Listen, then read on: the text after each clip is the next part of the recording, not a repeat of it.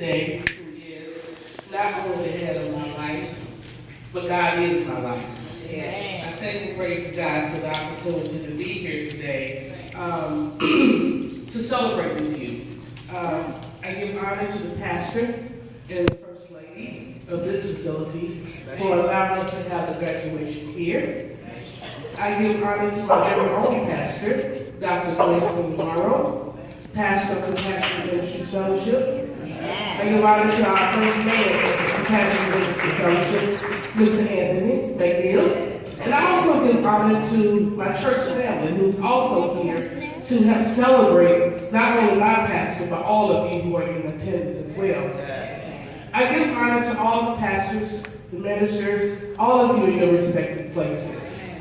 I give honor to Ms. Rose Jackson Bieber and also to Ms. Tamala for the work that you guys are doing and the assignment that you're on for Bridge Care and Recovery.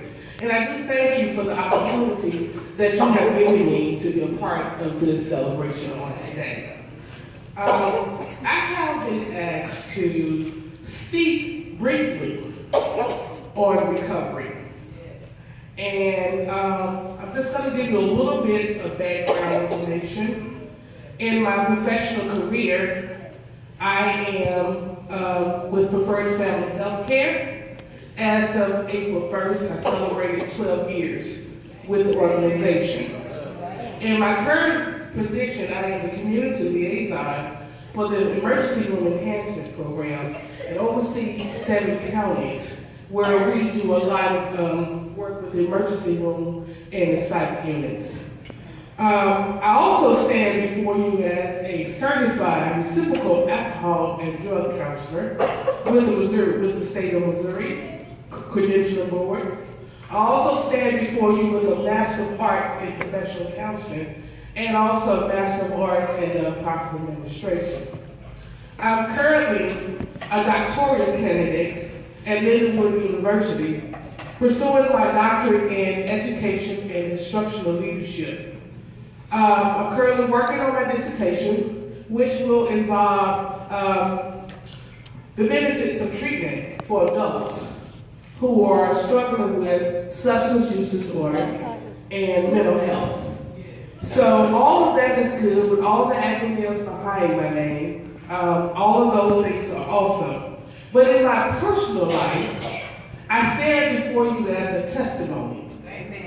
God delivered me from drug addiction 19 years ago as of March 23rd, 2019. So again, I was asked to speak briefly on recovery, what it is and what it means. But before I do that, I just want to say something real brief about addiction. What is addiction? Addiction touches everyone in the addict's life. But the most direct consequence impact on the immediate family.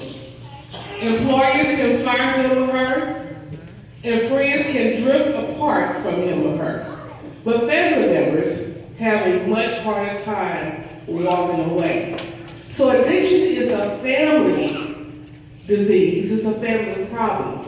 So when you get into recovery, it is also a family and community issue as well. It takes the whole village to raise a child. It takes the whole village to stand in prayer for someone who is suffering and struggling with different challenges. So today, what is recovery? What does recovery mean? To recover means to restore ourselves to a healthy, emotional, physical, and spiritual condition, free of alcohol and other mood-altering drugs. We seek to reclaim the life we lost through our addiction. Recovery is also the process of returning to a healthy and fulfilling lifestyle. Recovery is a process of change through which individuals improve their health and wellness. They live a self-directed life and strive to reach their full potential. Recovery is not only learning to live life without substances, but also learning to live life with a changed heart, a changed behavior, a changed attitude with respect, dependability, as well as accountability. Recovery is a person-driven and supported through relationship and social network. So all the work that you guys have put in to be here today from your various congregations, individually as well as collectively, your relationships and your social network is going to be so needed for the people who will be walking, or who are walking in the process of recovery. Recovery is not a destination, but it is a lifelong journey. How can the faith community assist in the recovery process? You have done, those of you who are graduating of today, you have done the first step, which is to educate the clergy and the church leadership about the nature and the extent of alcohol and substance use disorder, the process of becoming addicted, and current approaches to preventing, intervening with and treating substance use disorder, along with treating mental health diagnosis. You have completed that part, being here today as graduates on behalf of your individual faith organizations. Why are you so needed? It goes back to what Ms. Rose said earlier.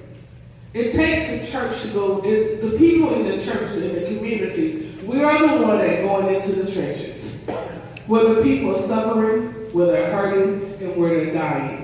We do need the people that are in Jefferson City and Washington, D.C. to push the paper and sign the paperwork. However, they are not in our communities, they are not in our churches, they're not in our homes. So it takes you, it takes us, individually and collectively, to reach out to those who are struggling either with substance use disorder or with mental health challenges. There are many hats that you will wear in your churches as you get certified on today. There are many hats that you will be able to wear. And also, the hats would include, it depends on the situation, it depends on the client that you're working with, and it depends on what day it is. Some of the hats that you're going to have to wear, you're going to wear a hat as a friend, you're going to wear a hat as a counselor, you're going to wear a hat as an encourager, you're going to wear a hat as a supporter. You're going to wear a hat as a referral source for resources. You will wear a hat as a prayer warrior. And also sometimes you'll wear a hat as an intercessor. So again, recovery is not a destination. It's a lifelong journey. So in short, thank you each individually and collectively for the work you have agreed to do, as well as the assignment that you have accepted to help not only your family members who are experiencing challenges, whether it's substance use disorder or mental health, but also to help your community. Because if our community is better, if the people are better, our community can be better. As a whole, we show others, as a church, we show Jesus. We show them Jesus by our love. According to the scripture, Luke 19:10, for the Son of Man came to seek and save the lost. We have generations, and you notice I put an S on it, not just one generation, generations of people who are lost in the bondage of addiction, who are also lost and feeling helpless, who have been given different diagnoses, and therefore they are treated differently. Our assignment as a member of the churches, as the clergy, as the pastor, as the leaders, as the lay people, our assignment is to seek and save the lost. If we can show them Jesus by our love, we can win them over to Jesus. So it is possible to live in recovery. I am a witness. 19 years later, I still live for Jesus. There's no turning back now. I've seen the other side, but I like this side a whole lot better. It is possible to live in recovery. You have a normal, what we call a normal life, and you still can be successful. Thank you.